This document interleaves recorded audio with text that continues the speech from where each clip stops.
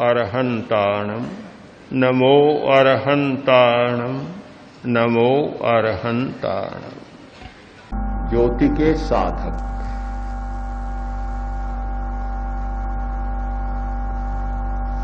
प्रेक्षा ध्यान का प्रयोग चल रहा, कायोत्सर्ग का प्रयोग भी चल रहा। कायोत्सर्ग के विषय में कहा गया है सब दुख विमोक्षण, सब दुखों से छुटकारा दिलाने वाला। बहुत बड़ी बात कही गई। हम समझ लें दुख क्या है। पहले दुख को जानना जरूरी है, फिर छुट्टी पाने की बात हो सकती। जिसे जानते ही नहीं उससे छुट्टी पाने की बात कैसे कर सकते। एक प्राकृत गाथा में, आगम की गाथा में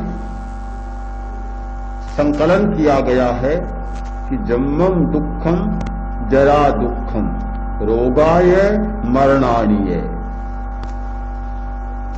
जन्म दुख है, बूढ़ापा दुख है, रोग दुख है और मृत्यु दुख है। 4 प्रकार के दुख। अब जन्म दुख है, इसकी याद तो किसी को नहीं है। जन्मते समय दुख भोगा है या गर्भ में दुख भोगा है, इसकी स्मृति किसी को नहीं। और मौत दुख है, आने से पहले भी लोग जानते हैं, नाम से ही घबरा जाते हैं। इतना बड़ा दुख है, इतनी भयंकर मौत को मान रखा है कि नाम से ही आदमी कांप उठता है। 10 दिन में शायद 10 किलो क्या 20 किलो वजन घट जाए, पता लग जाए कि 10 दिन बाद मौत आने वाली। तो दुख है ही सचमुच। अब बीच में 2 रहे, एक बूढ़ापा और एक रोग। तो बुढ़ापे की भी चर्चा करनी, मौत की भी चर्चा करनी है, पर पहले रोग की चर्चा कर लें। रोग भी एक दुख है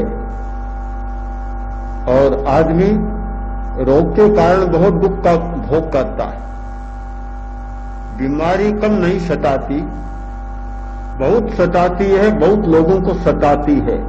ऐसा आदमी कोई बिरला ही मिलेगा जो ये दावा कर सके कि जीवन में कोई बीमारी नहीं आई। लाखों में कोई मिले, हजारों में मिलना ही मुश्किल है। हर आदमी की शिकायत है, किसी के सिर दर्द की बीमारी, किसी के पेट की बीमारी, किसी के हृदय की बीमारी, किसी के आंतों की बीमारी, किसी के फेफड़े की बीमारी, किसी के कान की, किसी के आंख की, किसी के दांत की। बीमारी ही बीमारी, रोग ही रोग, और बहुत सताने वाले रोग।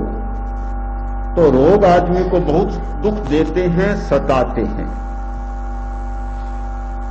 एक बड़ा दुख है।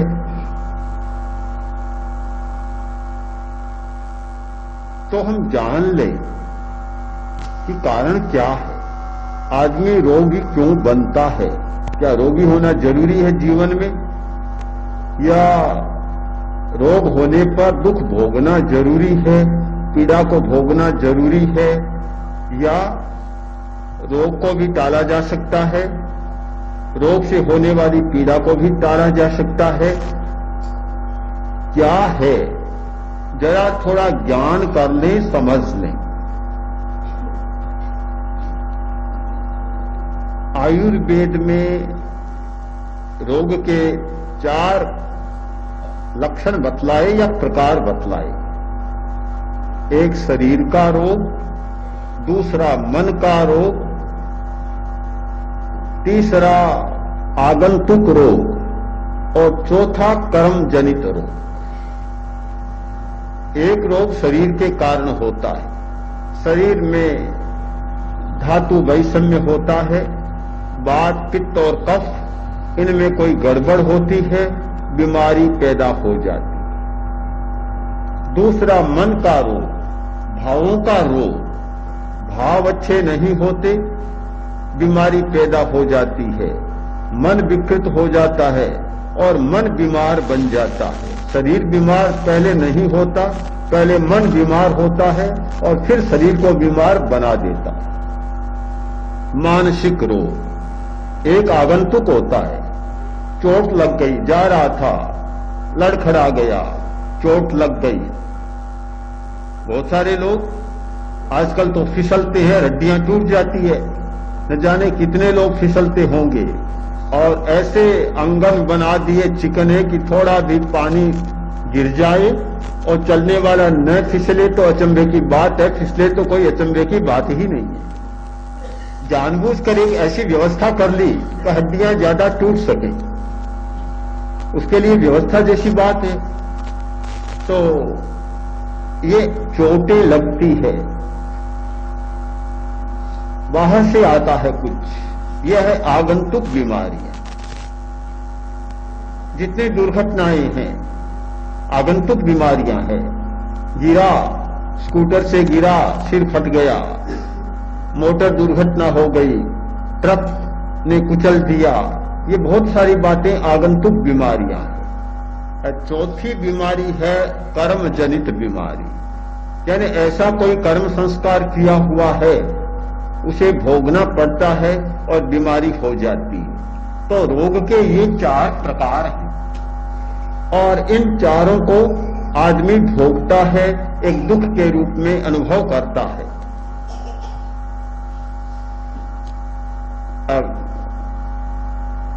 आगंतुक चोट के बारे में कहा नहीं जा सकता, किसी के भी हो सकती है। उपाय बताना भी बड़ा कठिन है। उसका उपाय तो इतना ही है कि आदमी जागरूकता बरते, पर आजकल तो जागरूकता का प्रश्न कहां रहा। अपनी कितनी जागरूकता हो, स्टेशन पर बम फटा, अब क्या जागरूकता काम आएगी। मरने वाले 20-30 आदमी मर गए, कहीं बैठा है और किसी ने लाकर बम रख दिया और बम फटा, अब जागरूक क्या करेगा, रह जागरूक क्या करेगा। चाहे नींद में बैठा हो चाहे जागते बैठा हो, उसे तो मरना ही है। ये जो सामूहिक घटनाएं, दुर्घटनाएं इतनी होने लग गई कि आगंतुक बीमारी के बारे में कुछ कहा नहीं जा सकता। अब जो शेष 3 रही, उनमें कर्म जनित बीमारी है। जो रोग कर्म के कारण होते हैं उनका परिष्कार किया जा सकता है, उन्हें बदला जा सकता है। अपने अप्रमाद के कारण, अपनी भाव विशुद्धि के द्वारा, अपने अच्छे प्रयत्नों के द्वारा कर्मज रोग को बदला जा सकता है। जो शरीर की बीमारी है वह संयम के द्वारा रोकी जा सकती है। संयम, खाने का संयम। बहुत सारी शारीरिक बीमारियां खाने के असंयम के कारण होती है। पता नहीं, खाना एक आवश्यक कार्य था पर उसके साथ स्वाद क्यों जुड़ गया। अगर स्वाद नहीं जुड़ा होता तो आदमी उतना ही खाता जितना जरूरी होता है, किंतु खाने के साथ यह स्वाद जुड़ गया, अब खाने की सीमा ही नहीं रही। आपको पता होगा कि स्वाद जो आता है, पूरी जीभ को स्वाद नहीं होता, जीभ का काम नहीं है। जीभ के आसपास कुछ एक अंकुर हैं जो स्वाद का अनुभव करते। पूरी जीभ स्वाद का अनुभव नहीं करती, थोड़े अंकुर करते, किंतु वे अंकुर सारी जीभ को और सारे पेट को बिगाड़ कर छोड़ देते। बीमारियों का बहुत बड़ा कारण है यह स्वाद। इसीलिए अध्यात्म के आचार्यों ने सबसे ज्यादा बल दिया स्वाद पर, स्वाद विजय पर। भगवान महावीर ने बहुत बल दिया कि स्वाद विजय बहुत आवश्यक बात है। गीता में भी, बौद्ध धर्म में भी स्वाद विजय पर बहुत बल दिया गया। महात्मा गांधी ने अपने 11 व्रतों में एक व्रत किया अस्वाद व्रत, एक व्रत का रूप दिया अस्वाद।